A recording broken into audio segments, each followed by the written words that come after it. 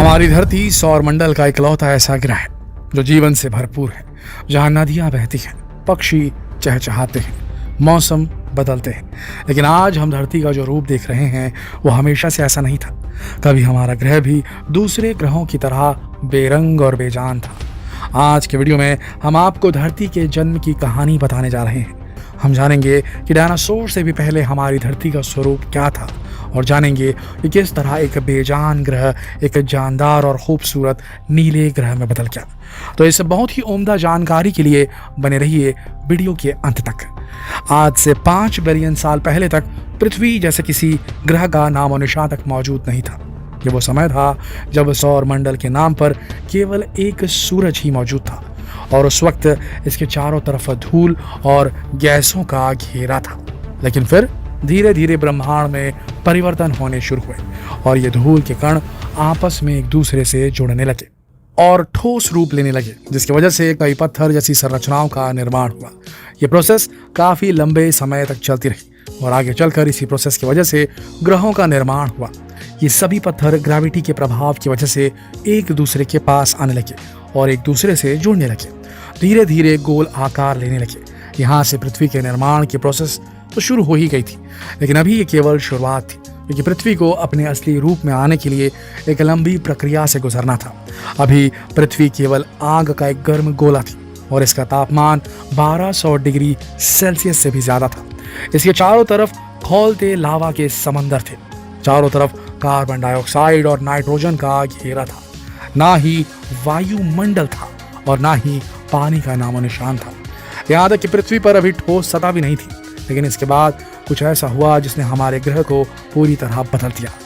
थिया नाम का एक ग्रह जिसका आकार मंगल ग्रह के समान था, 15 किलोमीटर प्रति सेकंड की रफ्तार से आकर पृथ्वी से टकराया।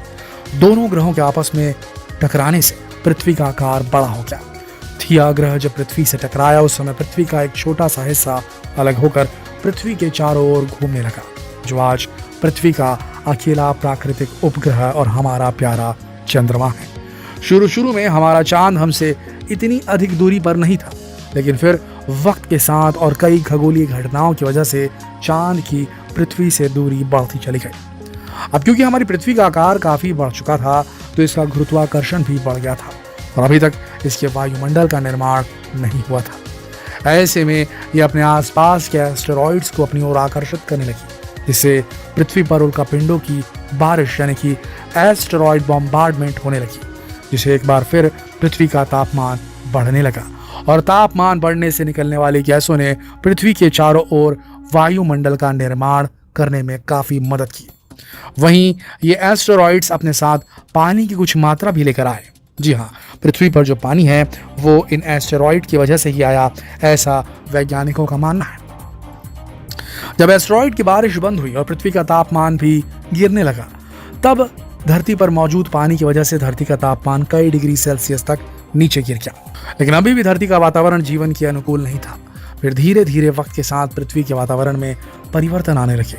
धीरे धीरे पृथ्वी का तापमान कम होता चला गया और पूरी पृथ्वी बर्फ से जम गई, जिसे प्रथम आइस एज कहा जाता है। इसके बाद करोड़ों सालों तक बर्फ के नीचे ढके ज्वालामुखी फटने लगे।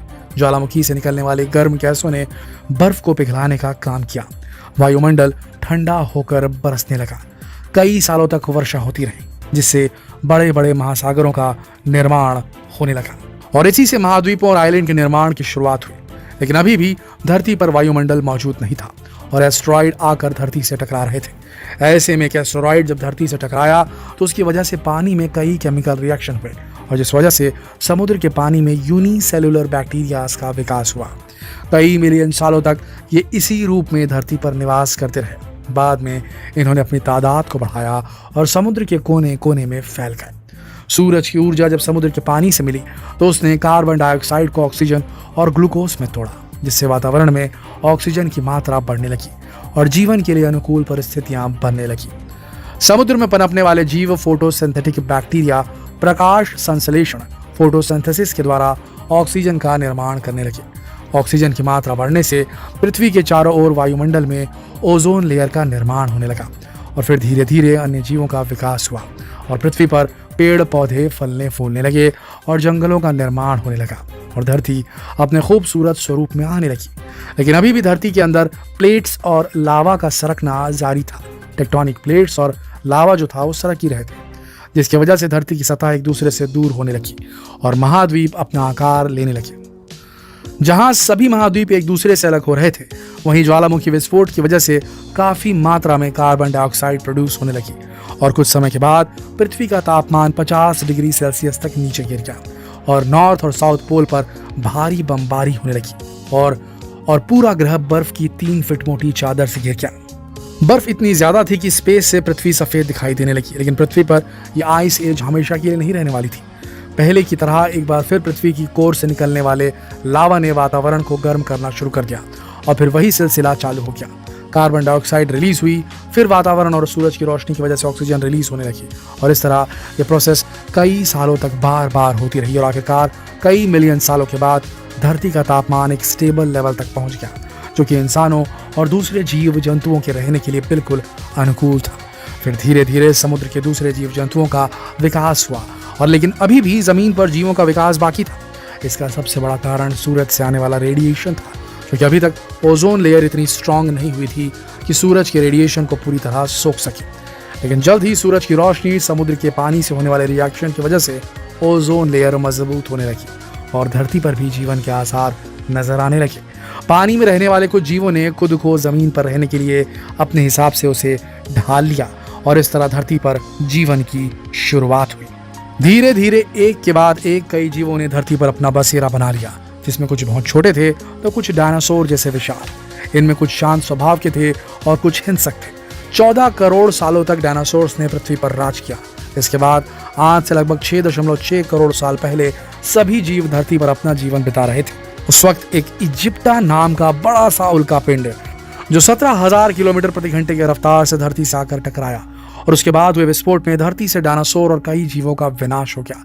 लेकिन धरती पर एक बार फिर से जीवन की शुरुआत हुई और आज से लगभग 53.5 लाख साल पहले अफ्रीका के जंगलों में पेड़ों पर अर्डीपिथेकस रेमिडस नाम के बंदर पाए जाने लगे, जिन्हें एप्स कहते हैं, और यही पूर्वज थे हमारे। समय के साथ ये पेड़ों से उतरकर जमीन में चलने लगे। हजारों सालों के विकास के बाद ये अपने दोनों पैरों पे चलना सीख गए थे और आगे चलकर इन्हीं से इंसानों का विकास हुआ और उसके आगे की कहानी तो हम सब जानते ही हैं। तो दोस्तों, कैसी लगी आपको पृथ्वी के जन्म की ये कहानी? हमें कमेंट करके ज़रूर बताएं और अगर आप इसका पार्ट 2 देखना चाहते हैं तो कमेंट सेक्शन में ज़रूर लिखें। हम डेफिनेटली एक डिटेल्ड पार्ट 2 इसके बाद क्या हुआ पृथ्वी पर, कैसे बंदर से या बोल सकते हैं हमारे पूर्वजों से हम इंसानों का बनना एक इवोल्यूशन हुआ, उस पर हम एक डिटेल्ड वीडियो बनाना चाहेंगे अगर आपकी रिक्वेस्ट होगी तो। कल फिर मिलते हैं एक और दिलचस्प वीडियो में। तब तक के लिए आप सबका इस वीडियो के अंत तक बने रहने के लिए दिल से धन्यवाद।